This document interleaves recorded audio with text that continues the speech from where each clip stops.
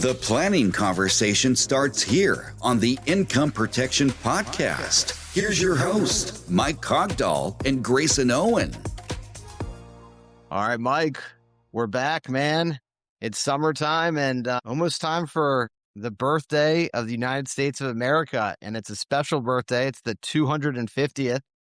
And it's almost the 4th of July, man. What do you got to say?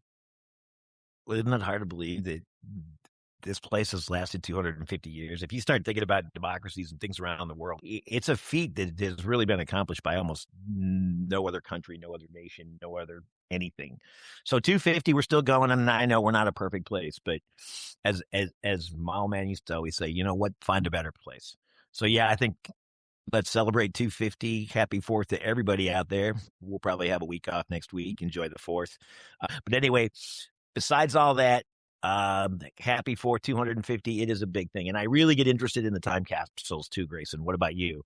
I think it'd be so cool to like read something now, which they will do, but it's just from, I don't know, 100 years ago or whatever, just where we are. It's the Jetsons. By now I thought I'd be like George Jetson. So there you go. Well, that's where I am, my friend. Time flies. Yeah. Well, happy 4th to everybody. So let's get into it with some DI talk, Mike. We just had a really incredible episode. We interviewed Erwin Cohen, and you and I have had some offline conversations about, marketing strategies and one of the things that Erwin brought up that I've been thinking a lot about, and this is important no matter what level you're in the financial or insurance industry, or really whatever role you're in, is specialization, market specialization. So I'd love to hear from you. What are your thoughts on specializing? Because I know you've worked with a lot of very successful producers over the years. So what's your 2 cents on that? I have a couple of thoughts, but lest I digress, we talk about weather every time. And I just want everybody to know that the entire Southeast that got devastated by all these storms, unfortunately, last week, somehow missed my world by about 20 miles. I got residual little rain. So that's my weather report today. Has nothing really happened. So anybody that really loves me and cares about me, I'll let you know. We're totally Mike, fine. We got nothing out there, my friend. Mike, I just noticed, I have to stop you there. You used the word residual, which in our world, that doesn't get used that often unless we're talking about partial disabilities. So great job using that terminology outside of the DI world. Wow. Thanks, Grayson. That's just the way the old brain works, my friend, and we'll leave it at that. Let's step back and talk about the marketing and specialization for a minute. There's a couple places I think you could go, and I think you would agree. You can specialize in a market. And one of the things I would say, and, Erwin's probably, in my lifetime, the best sales guy I've ever met. And I'm going to call him a salesman because that's what he calls himself. He can educator, coach, everything else, but he understands that sales is educating and coaching somebody and allowing them the opportunity, as you've heard me say 1,000 times, to say yes on a product that may help them and or themselves and family. So with that being said, I think you can specialize in just a product. I think you would agree. And you don't have to necessarily specialize in just a niche occupation world, because it's hard to specialize in. Give you an example: executives. There's a billion kinds of executives. There are one-shop consultant executives. If you call yourself the president and CEO of the Retired Hipster, the name of my company, which is funny, most people don't know that. Well, I'm an executive. I'm the CEO and president of my own company. So you could do that. Erwin obviously talked about, he started his career all the way from gas stations. Let's fast forward a little bit. We won't go through the whole hour. And if you didn't get a chance to hear it, please listen to Erwin's 1 hour and I think 15 minutes, the longest podcast we've ever had. It's mostly Erwin. And like I said, if you're looking for the secret sauce and you listen to this very carefully, it will be delivered to you in perfect recipe form. You just have to go give it a shot and try to do it. Erwin then did doctors and dentists for a long time and decided that the space was too crowded. His choice. He started from scratch. And think about the amazing thing about Erwin is he started from scratch. COVID started an entirely new market. Attorneys, was a 10 appointment a day guy as best he could do, face to face. And now he does 0. 7 years later, he does 0 appointments face to face, doesn't do Zoom, which is fine. You and you don't argue with success, and does phone calls. And he really hits home the specialization of attorneys. And he will tell you, as you listen to the podcast with Erwin, I know everything about them. And he really just lays it out. You can learn about anybody anywhere. If it go back to executives, Grace, and tell me what you think. You know what executives are. They're hard chargers. They're hard workers. They don't break their backs, doing hard labor jobs, but you know the kind of personality you've got. So you've already kind of got a lead. Nurses are good people, hard working, care about others. Some of us already know a fair amount about various occupations. So I think that building a market has to be done. Erwin would probably not totally agree with you from the social media side, which is what I want you to talk about for a few minutes today. And it's not that you're in disagreement. You just don't do everything exactly the same way. The point there is that's what this podcast is about. There's more than one way, as they say from the old days, to skin a cat. There's a whole bunch of ways to do this. One more thing that I would say before I'd ask you about where social media for you and your world fits and going down that path. As Erwin said, attorneys don't have time to use LinkedIn. End of story. We both agreed with him 100%. But what Erwin did say is if you're not really sure what to do and he's a cold call master and you're not sure what to ask somebody, you can just ask them a simple question. If you can put in writing and guarantee that you'll never be disabled between now and the age of 67, we don't have to have this conversation. I'm fine with that. I have a lot of people I need to call. Don't be afraid to try things. You may get, as Erwin says, I don't stop until I have 25 no's. And now I'm so good, it takes me all day to get 25 no's. So my point is, if you listen to him, he's very clear, very succinct, and very direct. And I would say there's a little levity in the way he speaks and in the way he talks and his voice inflection. So it's not unnerving. But he doesn't really use social media. So I'd like you to go down that path a little bit today. And from a cold calling perspective, because you and I think took away a lot, even my age, Erwin's just a little older than me, that you can integrate the two and still go down this path of income protection. Yep. Yeah. So, and social media is not for everybody. So I agree with what you just said, Mike, which is there's several different ways for anybody to specialize in a market and create their own brand. There's no wrong answer. It's just you have to go do the work to get it done. I have a mentor in the business. Earlier in the business, he was a mentor of mine, and one of the things he told me actually right before I moved into the disability wholesale business back in 2019, I was visiting his office, and he said, "Grayson, you have to find a way to make the phone ring."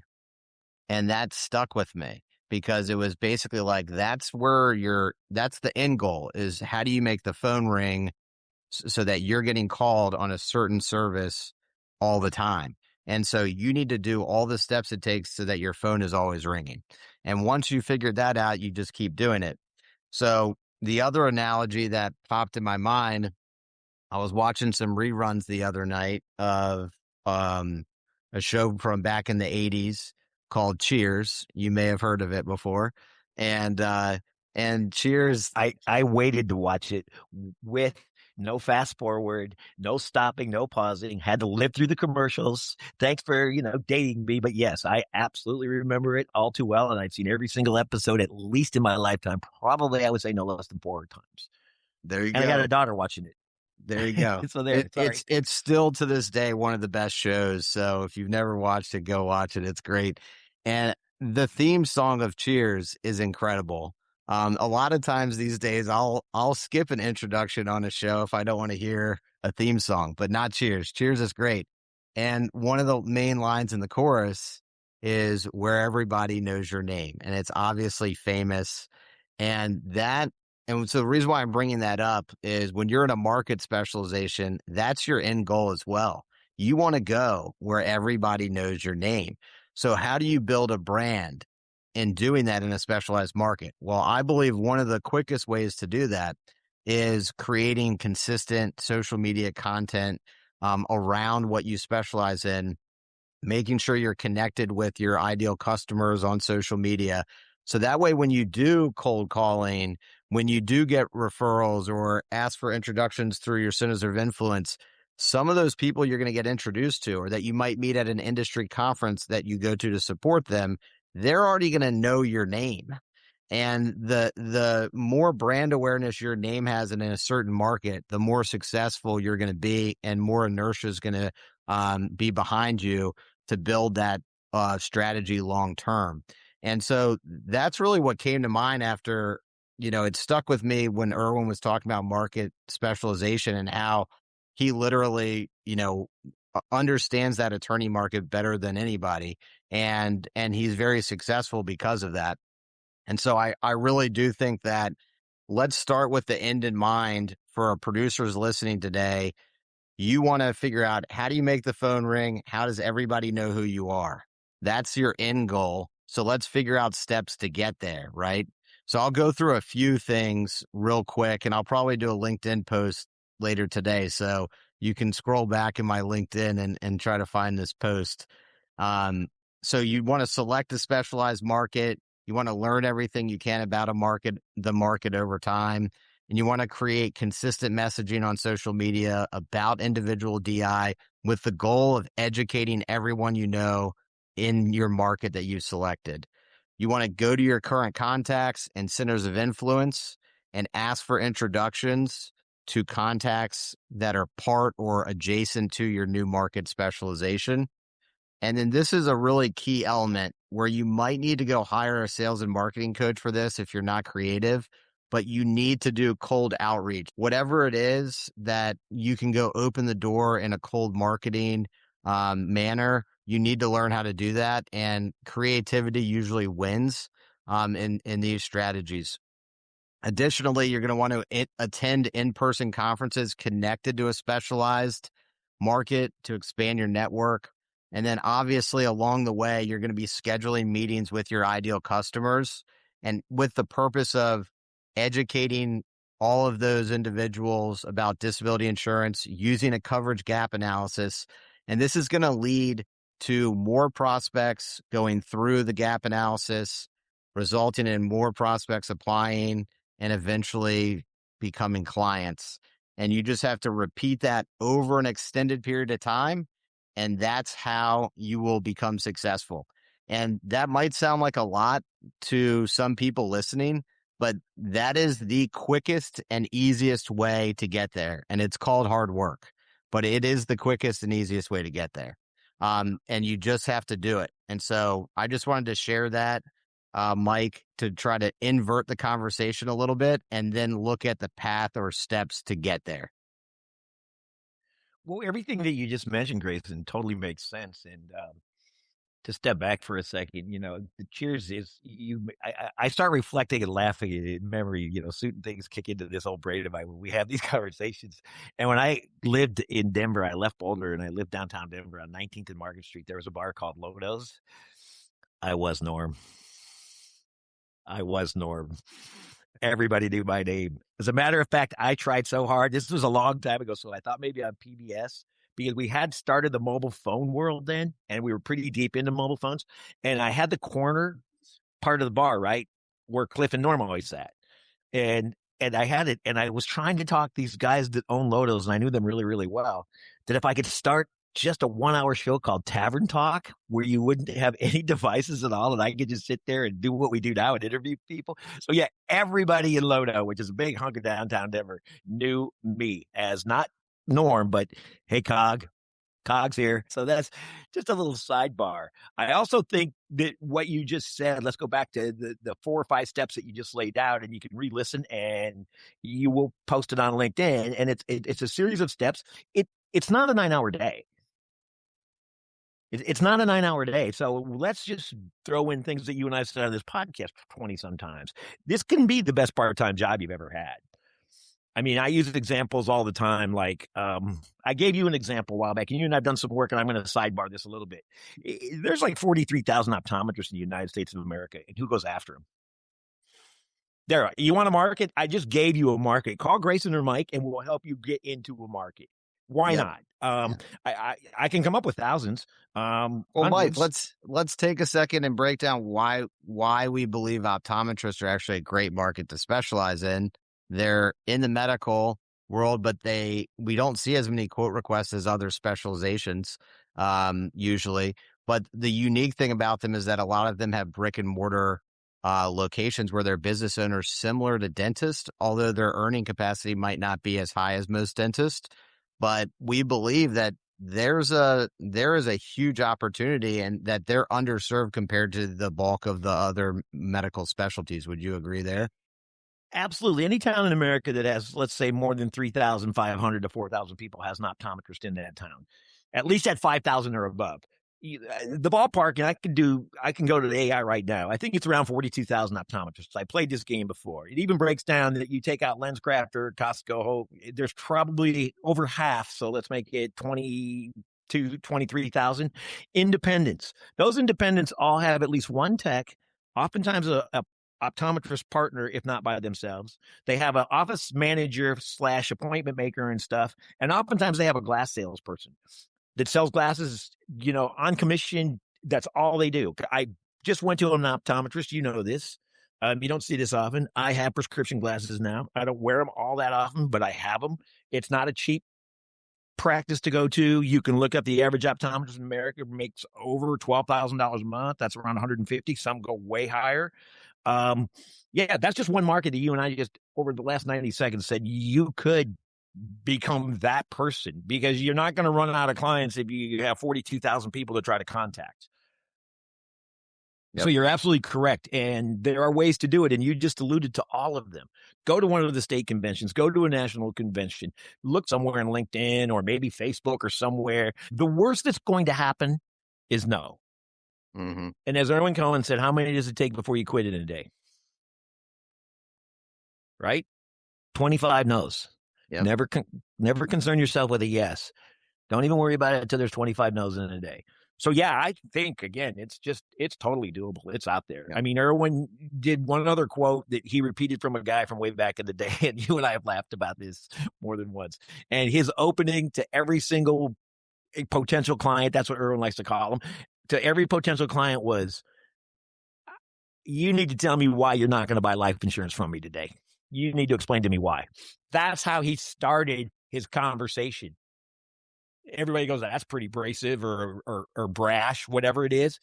He's one of the most successful insurance salesmen in the history of the United States. From what I can't remember the name. It's not material at this point. The point is that's what he did, a passion for his business. And then he could go on to have that conversation as to why maybe he could explain to you why maybe you wanted it, but it opened dialogue. Yep. No different than if you can put in writing, Grayson, right now to me, in writing that you'll guarantee that between now and 67, you'll never become disabled. You and I can end this conversation right now. Yeah. Yeah. It kind of leaves you stuck. And it's not a game. It's just a straightforward. We do it with everything else. We do it with sports. We do it with everything else. Why is it not okay to do it this way with insurance? Just get direct, get to the point. If that's how you really feel, then we're done. I got 100,000 other people to call. What are your thoughts?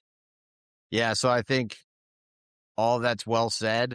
I think the main thing that a lot of people get stuck on is if they have a client that's a tough sale. We've all experienced those. I think it actually forces a lot of brokers and advisors to kind of shy away from the DI process when they have one of those. It's really only the specialists who know how to navigate those. And so you need more reps is the answer. It's not less reps. And so I think you have to be good at discerning which clients are good clients that understand the value and want to move forward and want to work with you. And there has to be a mutual respect. And I think a lot of times advisors and brokers get that wrong.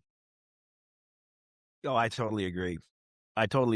And another point that we've made, and Erwin specifically, and again, Erwin, thank you so much, Erwin Cohen, for doing our podcast. Obviously, it still resonates with me, is he said there's nothing better than waking up on January 1st and making over $30,000 a month because your previous work continues to pay you for a long time.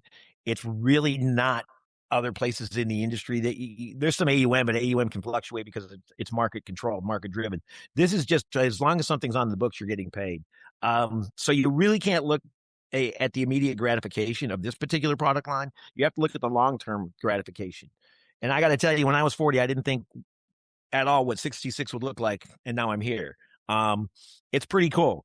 It's a pretty good thing. So just another point that it can be well worth your time to consider these opportunities that are right before you right now. And it's the road less traveled. You would agree. Erwin agreed. Everybody we talked to, there is absolutely nobody doing individual disability insurance on a full-time basis in most states. I'm just going to say in most states. Most people are doing nationally now, but the greatest producers, you and I seem to know probably 75 to 80% of them.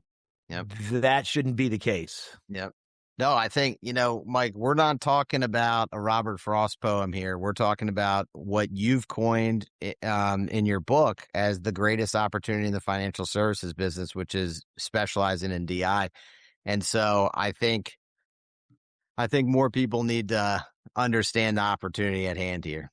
So I couldn't agree more. Speaking of marketing, yeah, it just came back to my brain. You've been messing around with some stuff that has a little levity for sure, kind of fun, and some humor. So why don't you just go ahead and elaborate a little bit on what you've done? Because if you're not going to listen, you might as well sing along. Go ahead.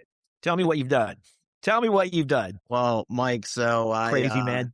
Yeah, I've always wanted to write an album, but I'm frankly just not a good singer, so it just wasn't in the cards. But since I'm a disability insurance nerd and AI has evolved, I was introduced to an app called Suno and was able to create some yacht rock and 80s rock songs about disability insurance products.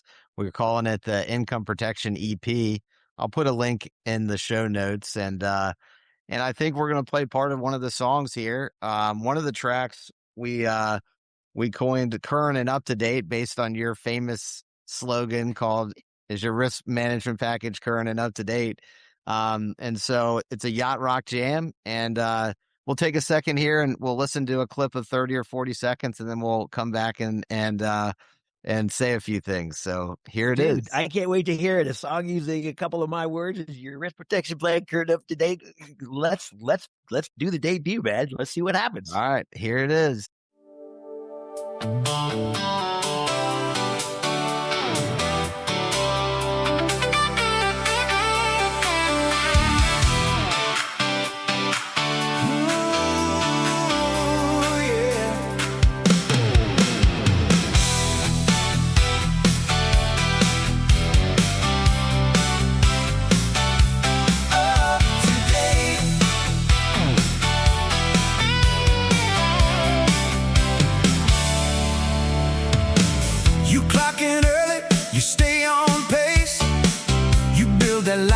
A steady face, rent on the line and the bills don't wait. A paycheck pause can change the shape. You plan for trips, you plan for time, you plan for peace when the sun shines. But if your body says slow down now, you need a plan that can hold you somehow. 'Cause years go by and life can bend. One hard season can break the trend. So if you're working day to day, keep your back up close, don't drift away. Make sure it's current and up to date, current and up to date. Make sure it's current and up to date. Your income needs a safe escape. Oh, make sure it's current and up to date. When work is sidelined, you still get paid. Keep your plan current and up to date. All right, that was a clip of current and up to date. It's quite a yacht rock song. I know that's your favorite genre, so rock and roll, man. So if nobody wants to hear you, maybe they can just hum along, right? And maybe it'll still resonate with somebody. Yeah. So anyway, I really appreciate it. Oh, and I dig the song, my brother. I dig the song. You are the man. Appreciate you very much. Yeah. We got 5 other tracks that are 80s hair band, rock ballads. We got one acoustic rock ballad on there. So we've got some good jams. My favorite, I kind of keep jumping around, but right now my favorite is called Keeping the Lights On, and it's an 80s rock ballad about business overhead expense. And it's quite the jam. So maybe I'll play a few minutes on our outro here as well, and we'll listen to that on the outro. But Mike, as always, appreciate you. Good chat today, man, and happy 4th of July. Same to you, Grayson. Appreciate all you do. Thanks, buddy.